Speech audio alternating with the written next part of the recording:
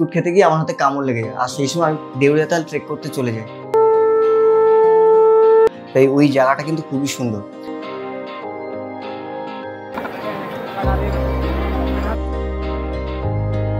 তোমরা দেখো একবার কিভাবে আমরা আসছিলাম। তো বন্ধুরা, আশা করি তোমরা সবাই ভালো আছো। তো অনেক দিন পর আবার একটা নতুন ভিডিও নিয়ে তোমাদের সামনে চলে এসেছি। রিসেন্টলি আমরা কলকাতা থেকে তুঙ্গনাথ ঘুরতে গেছিলাম, আর এর মধ্যে কিন্তু তোমরা এই কলকাতা থেকে তুঙ্গনাথ যাওয়ার 3rd এপিসোড অর্থাৎ সারি ভিলেজ থেকে চোপটা হয়ে তুঙ্গনাথ মন্দির ট্রেক করতে যাওয়ার ভিডিও তোমরা দেখে নিয়েছো। আর এখন 4 নম্বর এপিসোড অর্থাৎ মানে তুঙ্গনাথ থেকে বাড়ি ফেরার যে ভিডিওটা, সেটা তোমাদেরকে একটা ছোট্ট গল্পের আকারে রিপ্রেজেন্ট করছি। তো প্রথমেই বলি, আমরা যে কলকাতা থেকে তুঙ্গনাথ ঘুরতে গেছিলাম, গোটা জার্নিটা কিন্তু একটা অনিশ্চয়তার মধ্যে দিয়ে গেছিলো, কারণ বিভিন্ন রকম বাধার সম্মুখীন হতে হয়েছিল। আর আমরা হাওড়া থেকে যে হরিদ্বারে যাব, হরিদ্বার যাওয়ার কুম্ভ এক্সপ্রেস অলরেডি 18 ঘন্টা রিশিডিউল হয়ে গেছিলো, যার জন্য আমরা হরিদ্বারে 18 ঘন্টা লেটে গিয়ে পৌঁছেছিলাম। সৌভাগ্যবশত সেদিনকে আমাদের ট্রেনটাই বাতিল হয়নি, বোর্ডের মধ্যে দেখেছিলাম সব ট্রেন ক্যান্সেল। তো যাই হোক, আমরা 18 ঘন্টা লেটে হরিদ্বারে গিয়ে পৌঁছালাম। আর সেদিনকে আমাদের যাওয়ার কথা ছিল চোপটা, কিন্তু আমরা গিয়ে পৌঁছালাম উত্তরাখণ্ডের শ্রীনগরে, যেটা তোমরা নিশ্চয়ই ফার্স্ট এপিসোডে দেখে নিয়েছো।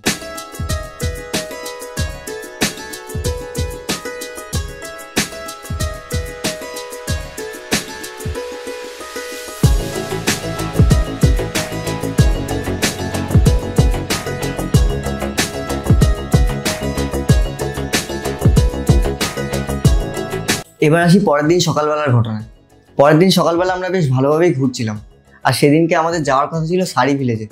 আর সারি ভিলেজে গিয়ে তারপরে সেখান থেকে দেউড়িয়াতাল ট্রেক করার কথা ছিল। তবে সমস্যা হয়েছে যে প্রথমে আমরা উখিমঠে যাওয়ার পথে সেখানেই একটা জায়গায় ল্যান্ডস্লাইড হয়, আর সেখানে অনেকক্ষণ ধরে আমরা আটকে ছিলাম, যার জন্য আমার আর পূজার একটু খিদে পেয়েছিল। পাশেই একটা রেস্টুরেন্ট ছিল, সেখানে গিয়ে একটু খাওয়া দাওয়া করি।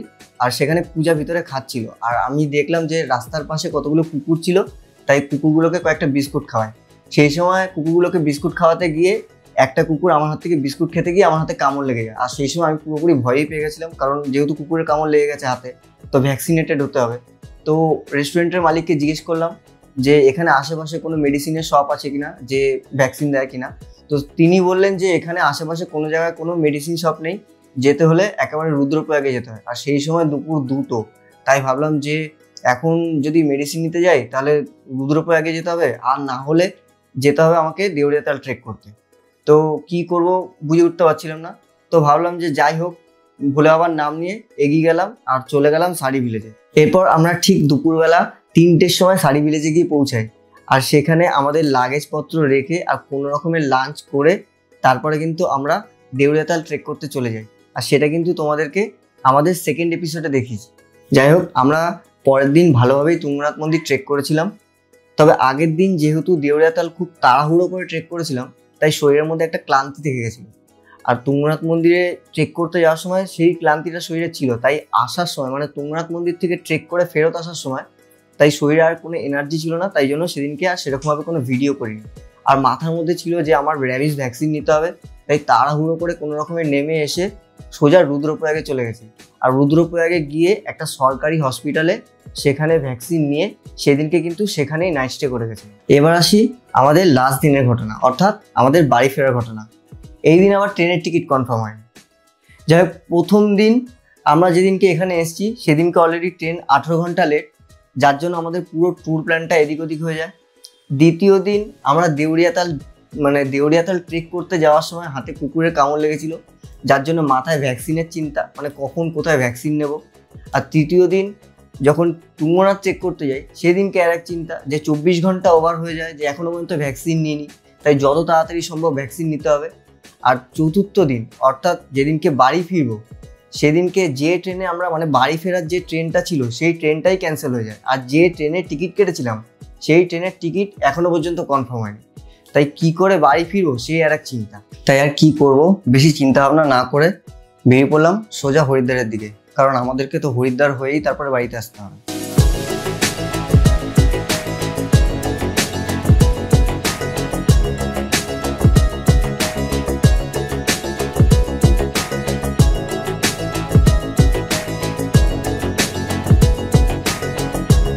তাই হরিদ্বার আসার আগে সামনেই মানে রুদ্রপ্রয়াগের কাছেই রুদ্রনাথ মন্দির ছিল। মন্দিরে গিয়ে সেখানে একটু রুদ্রনাথ মন্দির দর্শন করলাম এবং আশপাশটা একটু ঘুরে নিলাম।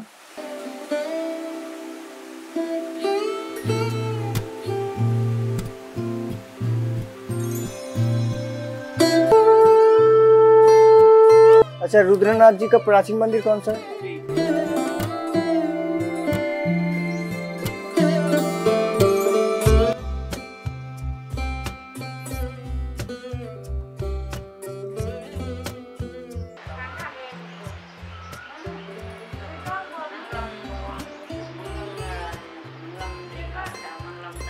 रुद्रनाथ जी का मंदिर प्राचीन मंदिर ये हाँ प्राचीन मंदिर ये इन्हीं के नाम से नगरी का रुद्रप्रयाग नाम नीचे प्रयाग है, ये रुद्रनाथ है, कहते हैं नगरी को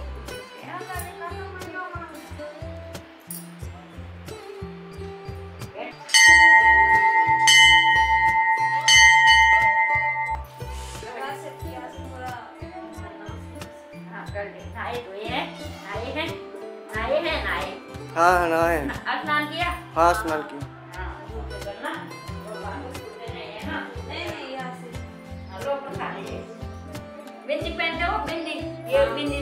তারপরে সেখান থেকে সোজা চলে এলাম দেবপ্রয়াগে। सर जी बोले देवप्रयाग संगम स्थल जाना चाह रहे तो किधर से आएंगे? जाना यहाँ से आगे से उधर लगा देते हैं।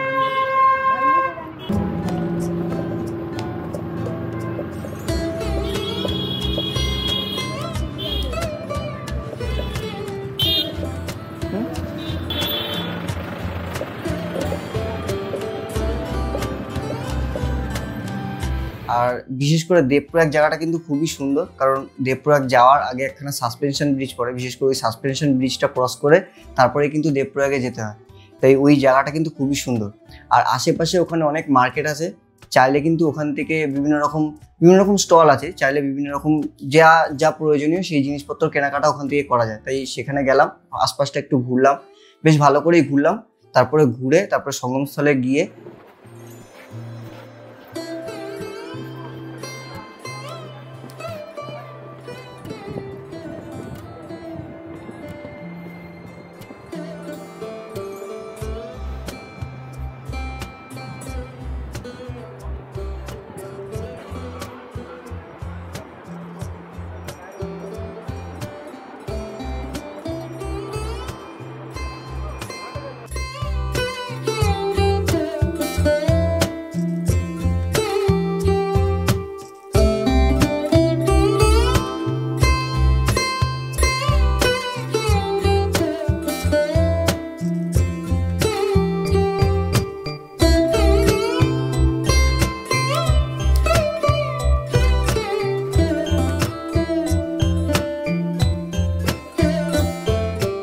এই সঙ্গমস্থলের বাঁদিকের যে নদীটা, এদিক থেকে যে নদীটা আসছে এটা হলো অলকানন্দা নদী, আর এই দিক থেকে ডান দিক থেকে যে নদীটা আসছে এটা হলো ভাগীরথী নদী। এই দুটো নদী এইখানে মিলিত হয়ে গঙ্গা নামে প্রবাহিত হয়ে চলে গেছে বঙ্গোপসাগরে। সেখান থেকে একটা ছোট্ট জেরিকানের মধ্যে ওখানকার পবিত্র গঙ্গা জল নিয়ে তারপরে আবার হরিদ্বারের দিকে আমরা রওনা হলাম।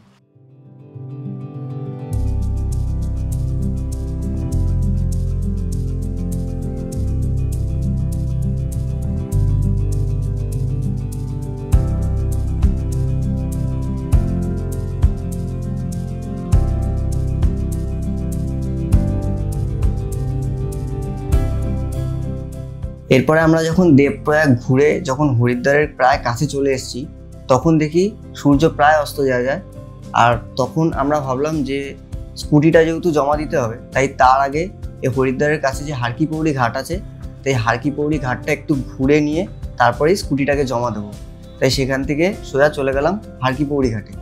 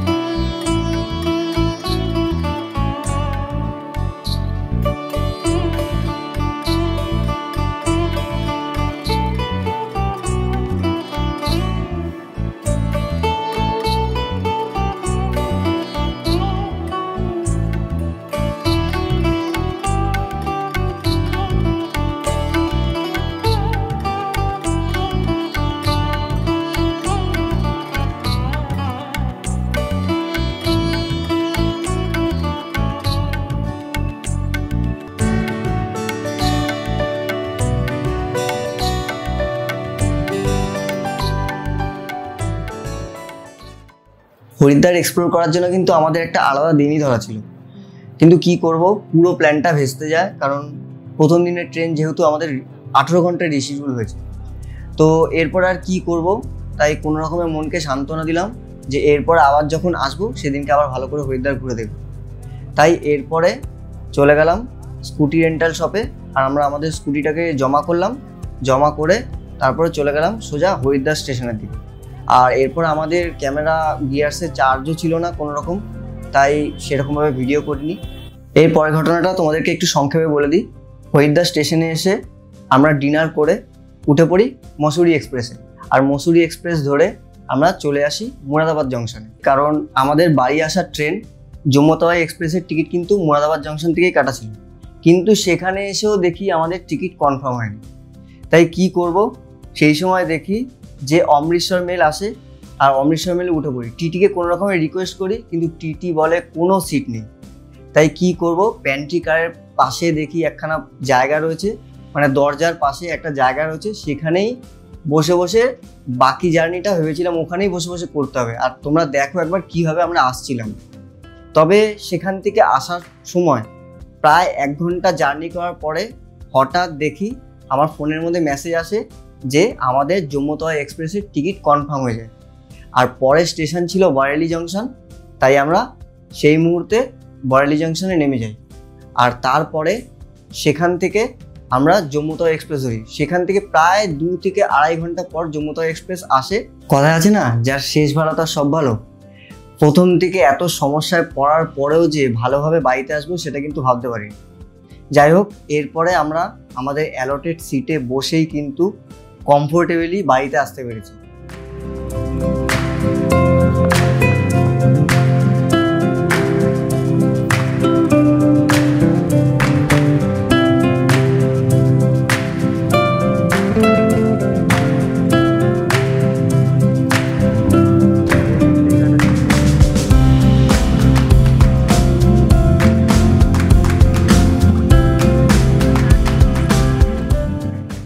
যদিও এই ভিডিওটা একটু অন্য ধরনের হলো, তবে তোমাদের যদি এই ভিডিওটা ভালো লেগে থাকে তাহলে লাইক করে দিও, কমেন্ট করো।